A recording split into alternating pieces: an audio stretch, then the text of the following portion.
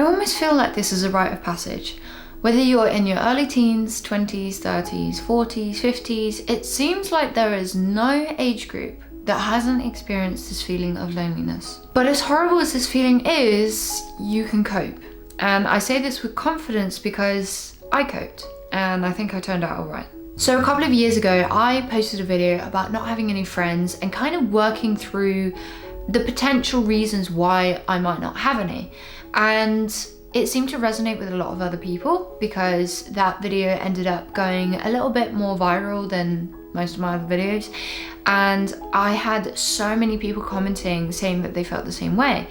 And so I basically wanted to kind of do a little bit of a further extended version of this video of basically ways to cope with not having any friends. And I definitely think that there needs to be a different way to look at this. Having no friends is not a problem.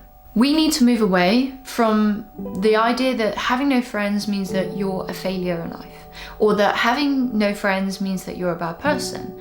Because not necessarily is it because you're a bad person that you have no friends, but the reality is not everyone gets along. Have you ever had it where you've kind of met in a social setting and this person's really nice, you're kind of chatting a little bit, but there's no spark? Well, people think that about you too.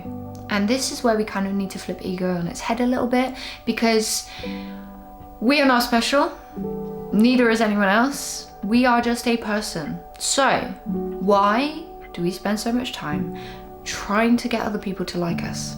Now be careful when I say that we're not special, because we are special in other ways. But my point being is that we don't need to be on this pedestal. We don't need to be in the center of self-importance that everybody else bows down to us. And that's where I would say just be a little bit careful, because we as individuals bring a lot to the table. We have so many different combinations, and I think this is a way to look at it. But the point being is that why do you try to make someone to like you so much? You don't like every person that you meet.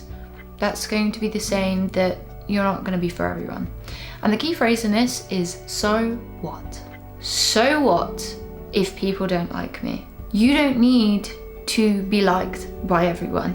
And this is something that I am growing even more confident in the aspect that I know there are people that don't like me. I really don't care, because there are people that do like me. And at the end of the day, the reason why they might not like you is just based off of one silly experience that doesn't really define you as a whole person. There are obviously sides to us, and unfortunately some people just meet that wrong side. You don't need to convince them. You don't need to spend your time wasting away to convince them, because it's never going to work. And you just need to remind yourself, so what? Because what you should be doing is focusing on your own journey. You shouldn't be spending all your time looking at other people, trying to fit in with other groups that you just don't really click with. Sometimes you just don't have friends that are on the same wavelength as you. Some people might just want to party. They might just want to be unserious and drink the night away, whereas you find that to be your worst nightmare to spend an evening. And that is okay. You live your life how you want to live, and that is what you need to think about. How do you want to live your life?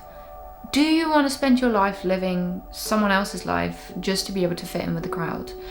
I don't think so. Now, I spent a lot of time doing things on my own. So many of my hobbies are solo activities, but I don't have any regrets, because actually what I found is that I was learning skills to be on my own, to do my own thing, and experiences that I cannot wait to tell my grandkids. And I wouldn't have had any of these experiences if I had focused so much on doing what other people wanted to do and not doing the things that I wanted to do. Instead, I just got comfortable with doing things on my own, because so what?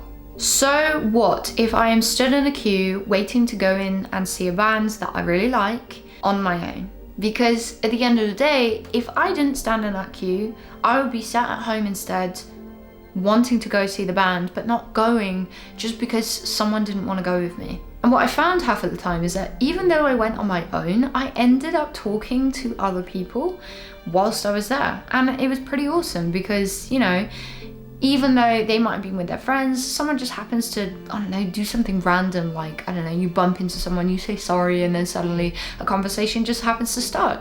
And this is something that I absolutely love because of the spontaneity of it. Is, you know, you just never know what you're gonna get. It's completely out of the blue, unexpected. And those are the moments I really love in life most. And it's exciting. So you need to keep saying to yourself, so what?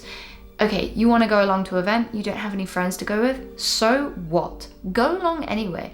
Don't stop yourself living just because you don't feel like you can go on your own.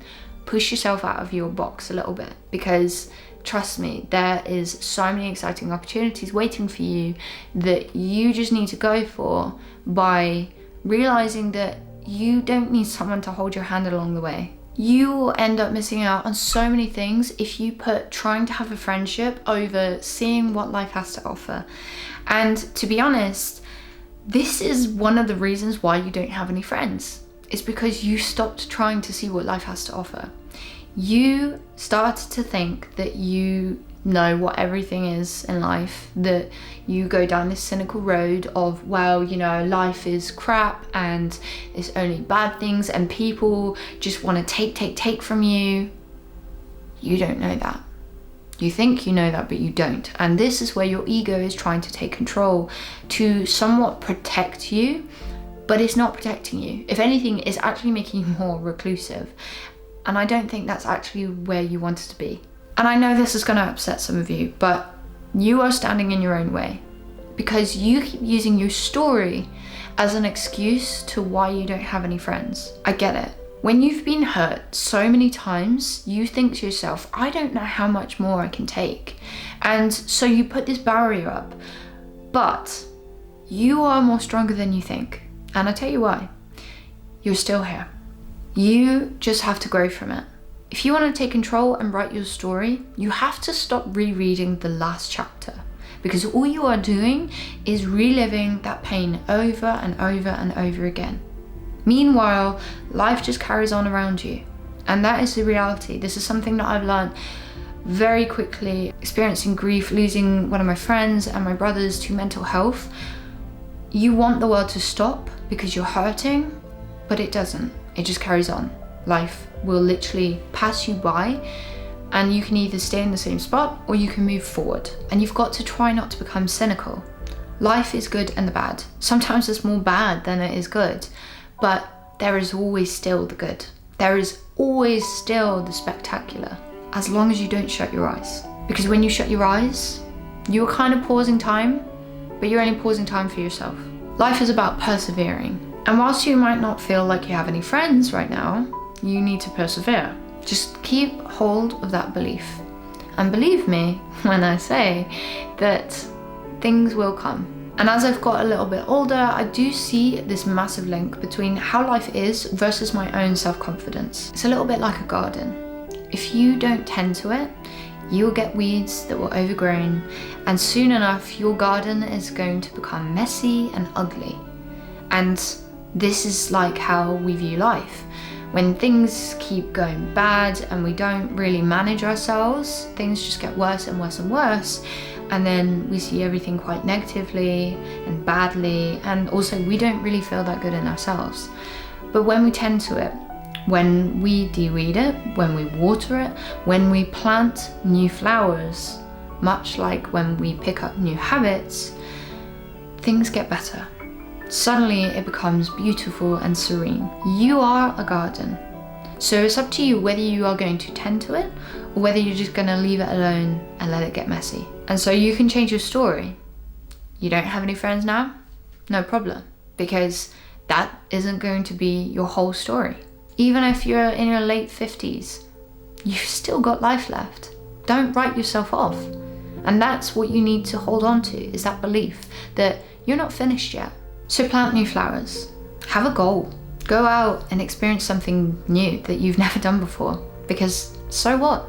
It doesn't have to be this life-changing moment. It could be just doing one thing that you've never done before. And with all of this, trust the process. Trust the journey that you're on. Because we don't always have friends that will stay with us throughout the whole journey. There are people that we meet, that we cross paths, we see just for that brief time period, and they are either a lesson or a blessing. Be okay with this, because who are you to claim a person to be your friend? You don't have ownership over anyone. And so you need to appreciate the time that that person is there. It might not be forever. Maybe it could be forever. You just never know, but let it go. Learn to be okay with that. I think for myself, I used to find myself clinging on to people quite hard because I didn't want to lose them. I thought, well, I finally have a friend, I don't want to lose them. And to be fair, the more that you cling onto someone, the more that they're gonna kind of try to get away. Don't suffocate that friendship just because you feel like this is your first friend and that you need to hold on to it. Let it go. Be okay with the way that it is. And the biggest thing that you can do for yourself is not compare. Comparison is the thief of joy. You can be very much satisfied with where you are, how you are, what things are in your life, until you start comparing. Suddenly now, there's all these other options that you think, oh, but why don't I have this? Maybe you're looking at someone who, you went to the same school with, but their life is so much better than yours. Why would you do that to yourself? Why would you compare yourself against someone else? Because at the end of the day, you don't know what it cost them to get to that point. Some people might look lucky on the outside, but it still cost them something. It could have cost them time, where, someone took 20 years of going through failed projects before they finally hit that one, before they finally found their friendship group. There's other people that have had to experience things before they could become that type of person that then became successful, that then became surrounded by people. You are a product of all of your experiences. And this is why I said before about the fact that you can change your story. Yes, all the experiences have built you up to become this type of person now, but it's what you choose to take from it that is the person that you are. So don't compare yourself to other people that might have a bigger friendship group, that are maybe the same age group as you, because there's so many different factors. You cannot compare yourself against someone else. It's just impossible, because reality is there's so many differences to you compared to that other person. So it's not a very equal comparison. And because we compare ourselves, we become very negative within ourselves. And what that does is transmits negative energy. And reality is none of us want to be around a negative Nelly. So don't be a negative Nelly. Maybe it's time to start enjoying things the way that they are. Be grateful for this gift of life and trust that you're not going to be alone forever. And if you do think that and you believe in that, then you're kind of asking for it, because all you're going to do is repel everyone that comes towards you. So really it's up to you.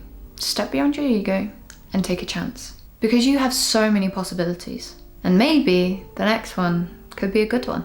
You need to have this champion mindset before you become a champion, that you believe you can become a champion. It's that hunger, that drive, that belief in yourself that you can do this. And so you can have friends too, but you got to believe in yourself. You've got to be confident in yourself. You need to push past through all the grueling bits before you get that breakthrough. And watch how quickly life will change for you. You will start attracting people around you.